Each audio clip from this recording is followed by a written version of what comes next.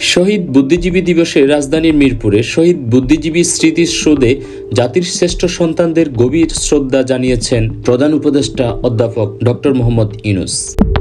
সকাল 7:10 তিনি সেখানে পৌঁছে কিছু সময় নীরবে দাঁড়িয়ে শ্রদ্ধা নিবেদন করেন।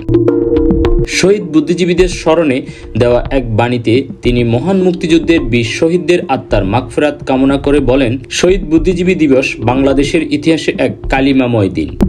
মুক্তিযুদ্ধের চূড়ান্ত পর্যায়ে পাকিস্তানি সেনাবাহিনী ও তাদের দোসররা পরিকল্পিতভাবে বাঙালি জাতিকে মেধাশূন্য করতে শিক্ষক, সাংবাদিক, চিকিৎসক, সাহিত্যিক, বিজ্ঞানী এবং অন্যান্য পেশার মেধাবী ব্যক্তিদের হত্যা করে। তিনি বলেন, এই নির্মম হত্যাযজ্ঞ ছিল স্বাধীনতা বিরোধীদের ঘৃণ্য প্রতিশোধ।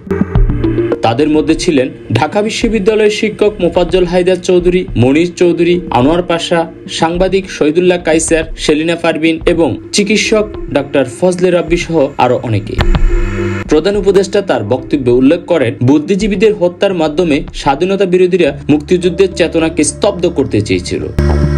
তিনি সবাইকে স্বাধীনতা বিরোধী অপশক্তির বিরুদ্ধে ঐক্যবদ্ধ থাকার আহ্বান জানান এবং সেই সাথে তিনি বলেন, দেশের স্বাধীনতা ও সার্বভৌমত্বের রক্ষায় আমাদের সবাইকে নিজ নিজ দায়িত্ব পালন করতে হবে।